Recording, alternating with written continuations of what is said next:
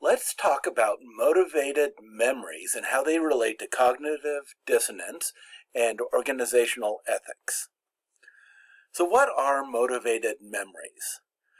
Well, our memory records stuff in less detail than we usually think it does. Our memories aren't photographic.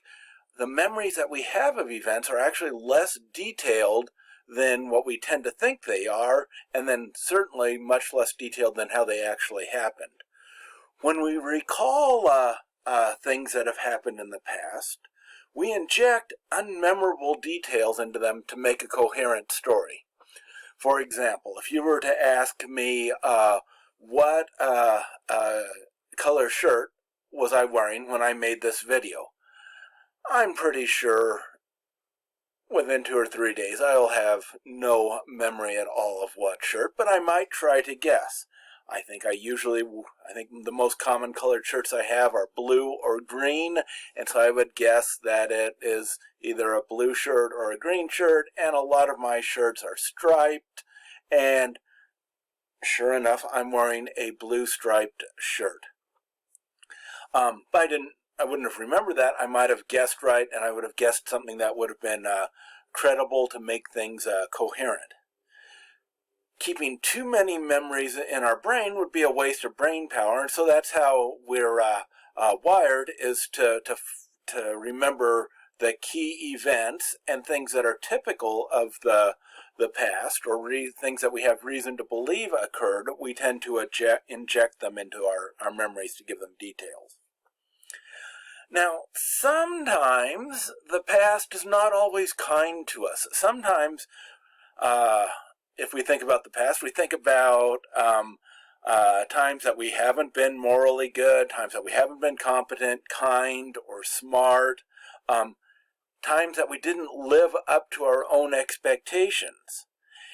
And because those make us look bad, we're motivated to inject details in these memories to make us seem better. We want to protect ourselves from pain and embarrassment because that causes cognitive dissonance. Oh, I want to be a competent person, but I was really mean to my mother when I was 7 years old and insulted her. I don't want to keep that memory, or I want to fill in some details that make me seem justified. I want to do something to reduce that cognitive dissonance. So when things go bad, we're motivated to generate memories that minimize our responsibility and that place blame on others, that make others look bad so that we look good, or to make us not responsible for what we did. And those are the things that we're motivated to remember. There are other memory phenomena also. Vividly imagining something makes it more likely that at a later time we believe that it actually happened. This is called imagination inflation. A classic example is with children. If you tell children to imagine themselves touching a mousetrap, getting their hands stuck in the mousetrap, and then having to go to the emergency room at the hospital to have the doctor remove the mousetrap. You can have a kid imagine that. Now, if you come back a week later and ask the child, have you ever had your hand stuck in a mousetrap? There's a good chance that the child will believe that yes, he or she did get her hand stuck in the mousetrap once, and they had to go to the emergency room at the hospital to have it removed. And so whenever we vividly imagine something, sometimes that the fact of imagining something gets stuck in our head, and it comes across as a memory of something that actually happened.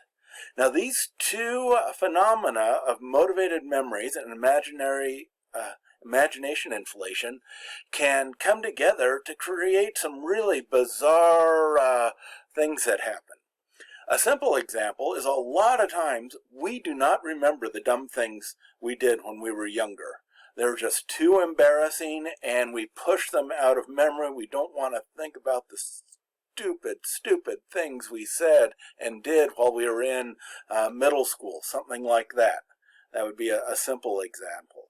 On the other hand, and one of the more complex things are alien abductions, where people have dreams during the middle of the night, perhaps associated with sleep paralysis, perhaps associated with sexual dreams, and they have these stories of where they were abducted by aliens, taken up into spaceships, sexually abused, and there's a whole field of study on people who believe that they have been abducted by aliens, and it seems to be a combination of motivated memories and imagination inflation. Another phenomena are false memories from childhood. And we talked about how we could create a false memory in a child by having them imagine that they got their hand stuck in a mousetrap. We can also inject false memories of childhood into adults, and with a real high rate of success, often greater than 50%.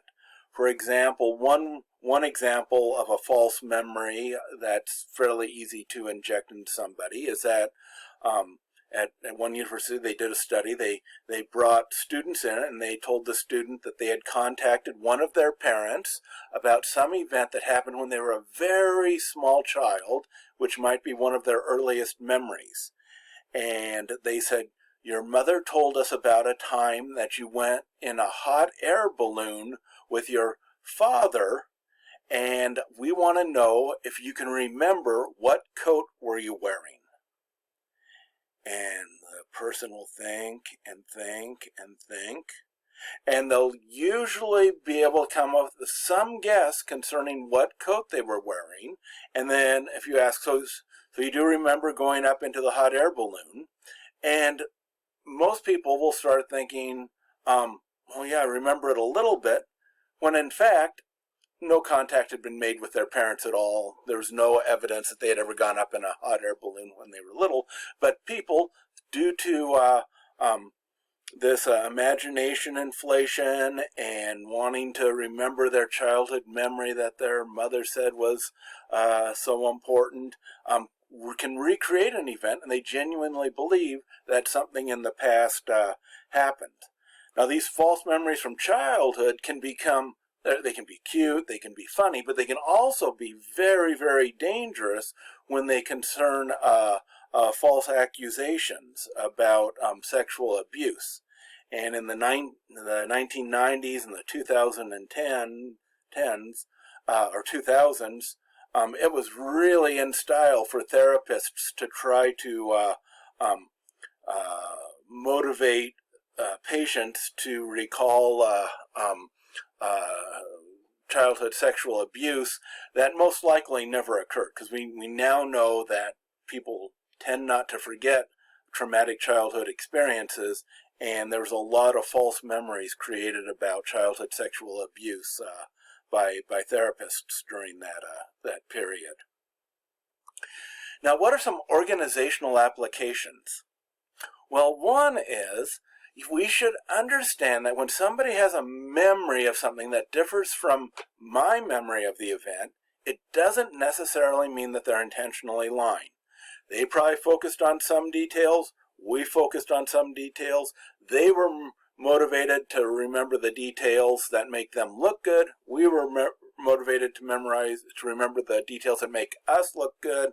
We fill in the details what seems likely, and the two stories might not seem to be like the same event. That's because we're motivated to remember different things. Now, another application, and this is something that applies to all leaders in organizations, because one of the major responsibilities of leaders is to help resolve conflicts among people. In managing conflicts, don't focus on defining the past and figuring out exactly what happened. Focus on future behavior. Focus on what the two parties that are in conflict, not what they did to each other in the past, because they might not ever agree on that, but focus on what they're going to do in the future, and so that they can kind of create the future together and how they're going to treat each other.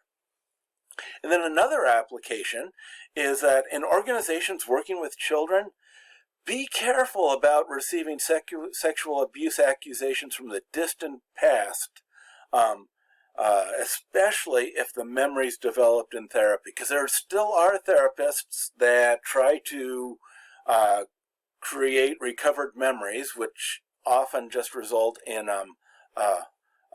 false memories. Now, childhood sexual abuse accusations that have not been forgotten, that are recent, that there's reason to believe that they actually occurred, other than having been recalled in therapy, certainly should be dealt with immediately and following the appropriate state laws and concerning mandated reporting to child abuse authorities. But when somebody's gone through therapy and suddenly they realize that somebody abused them 20 or 30 years ago, and but they hadn't ever remembered it before the therapy, those we can be a little bit more skeptical about.